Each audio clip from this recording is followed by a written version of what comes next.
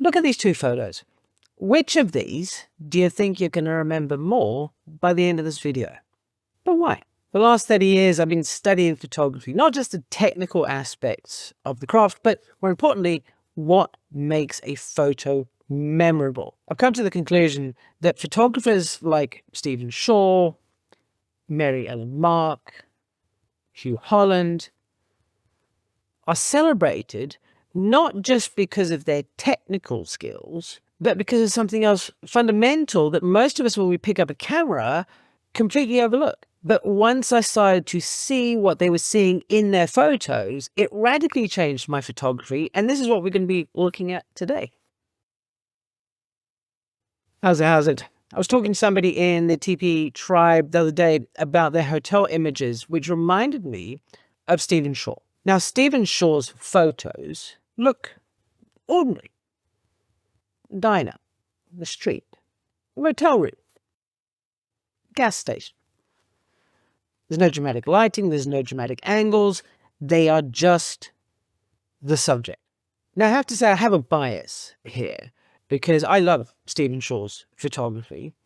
But having said that, the lessons that I'm learning from looking at his photos can be applied to any type of photography. So what is it about these pictures? Why are they collected, studied, hung in museums?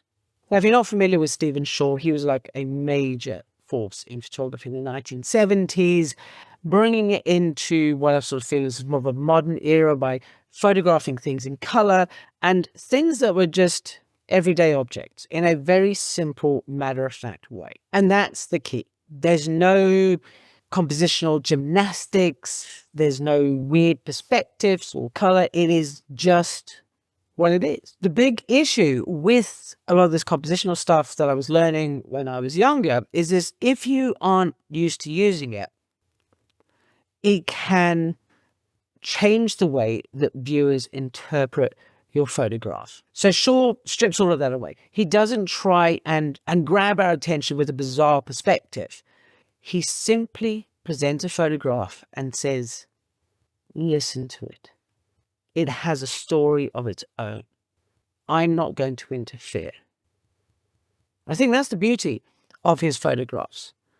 And for a long time, I fell into that trap of trying to do kooky, weird angles and what have you. And to be honest, yes, I do like it. But the other day, I was at Duxford taking some photos and I thought, I'm going to try this.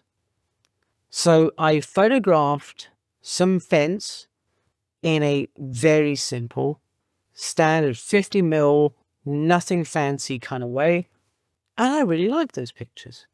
And I've tried it again with other subjects. And to be honest, I feel those pictures are more memorable when I look at my body of work because they are simple. That's the beauty of this.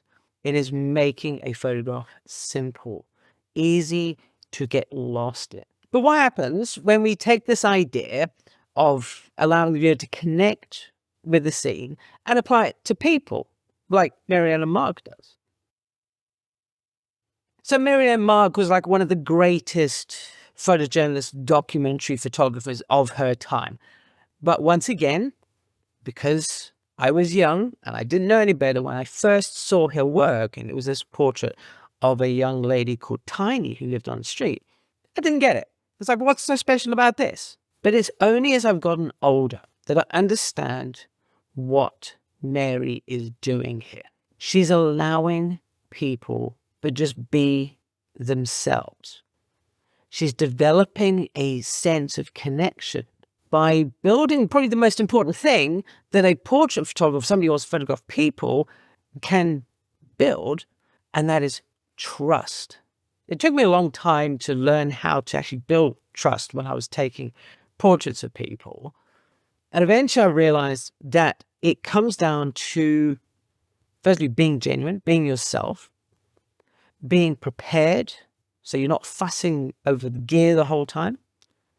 But more importantly, shutting up, letting the other person speak, letting them be themselves. And it's in those moments that Mary was so good at capturing where the veil drops and those people become themselves. You can see this at work in my images. Here's a photo from when I first got started in my studio about 15 years ago now. And here's a portrait that I took just before I wrapped it up during the COVID thing. Which of these is more authentic? Which of these feels like it's the person? Now, at this point, we've been talking a lot about stillness. But what if we want some energy? What do you want? Some like that, some dynamic getting in your face. And we do actually want to make people feel something through using composition. Well, that's where we're going to turn to Hugh Holland.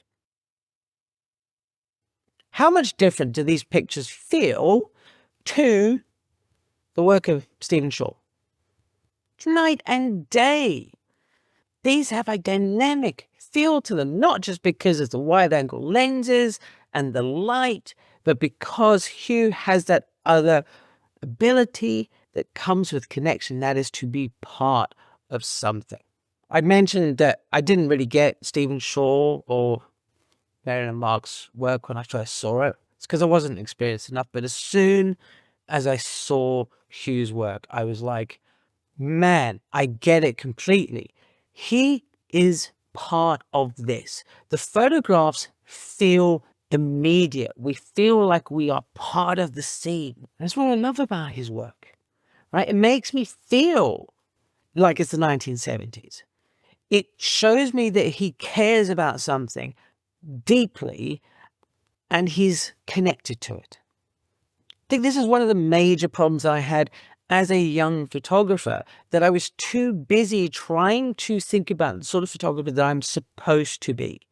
So I would copy fashions and fads, and whatever was popular, I would go and photograph that. How many people now are interested in street photography because they genuinely want to take street photographs, or they just do it because they see everybody else doing it?